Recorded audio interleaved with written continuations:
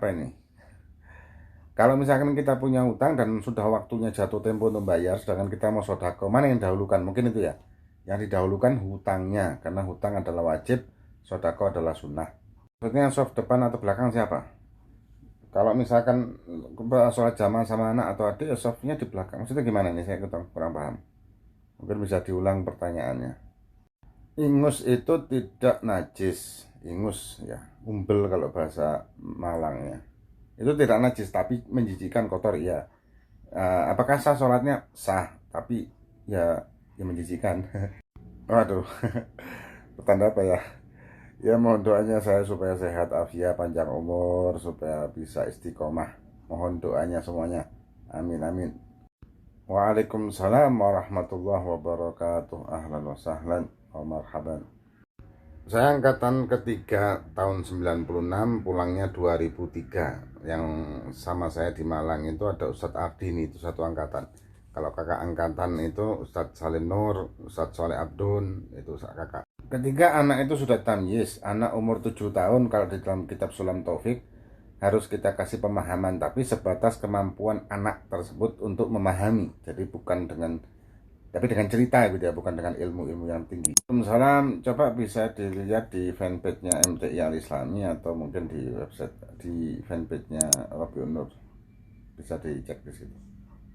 Kalau misalkan di akadnya itu disebutkan dua harga, saya jual dengan harga cash sekian atau cicilan sekian, ya ini termasuk riba. Tapi kalau misalkan tidak ada di akadnya, enggak. Maksudnya gimana nih? Kalau misalkan dia itu nyogok pakai suap, ya haram. Karena sesuatu yang pakai suap menyuap ini jelas-jelas haram. Maksudnya gimana nih? Kalau misalkan dia itu nyogok pakai suap, ya haram. Karena sesuatu yang pakai suap menyuap ini jelas-jelas haram. Amin amin, semoga dapat kerjaan yang barokah, yang halal, rezeki yang halal, barokah, manfaat dunia akhirat insya Allah. Jalan menuju kebenaran ya lewat majelis, itu jalan yang luar biasa, jalan tol itu. Jalan lewat majelis lah, mau jalan lewat mana lagi? Amin amin, semoga dapat keturunan yang soleh-solehah, sehat, afiah, bisa menjadi syafaat, pemberi syafaat nanti pada kedua orang tuanya di yaumil kiamah. Amin. Waalaikumsalam. Mengertilah hakikatnya hidup dan hakikat kita diciptakan oleh Allah SWT itu buat apa. Ketika kita mengetahui dan memahami makna dan tujuan kita hidup dan diciptakan, insya Allah kita tidak akan sumpah. Sesuatu itu ada kuncinya, dan foto itu adalah kunci untuk membuka pintu-pintu hijab pemahaman dari hikmah dan lain sebagainya. Itu makna futuh dari Allah Subhanahu wa taala. Ya kalau ada unsur penipuan atau kita rasyuah atau suap menyuap, ya hukumnya malah tidak berkah nanti ilmunya kalau seperti itu. Ya yang halal-halal aja lah. Waalaikumsalam.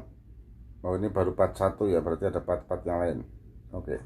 Jawabannya tidak. Kalau kita tidak menentukan riba itu, kalau kita tentukan di awal ketika kita minjem ya. Kalau misalkan kita tidak menentukannya dan di akhir ketika kita melunasi kita kasih hadiah tanpa ada paksaan, nggak apa-apa. Ya paling bagus ya tiap Jumat lah, seminggu sekali kita ziarah beliau. Kecuali kalau misalkan kota kita jauh gitu atau apa ya, kita sering-sering baca Fatihah dan tahlil. Mungkin setiap malam Jumat kita kirim tahlil. Tapi kalau dekat ya setiap Jumat sekali. Ahlan wa sahlan, marhaban, ahlan wa sahlan. Suami, kemudian orang tua. Ya kalau bisa dua-duanya, asal dua-duanya, lebih baik dua-duanya. Kalau memungkinkan dua-duanya, kalau memang membutuhkan semuanya dan sama-sama membutuhkan memang. Ya kalau misalkan kita memang betul-betul tidak mampu, bukan dengan maksud menipu atau kita tidak mau membayar, ya tidak apa-apa. Tapi kita minta ridhonya sama orang yang ngutangi kita. Harus kita minta ridhonya dan minta pengertiannya.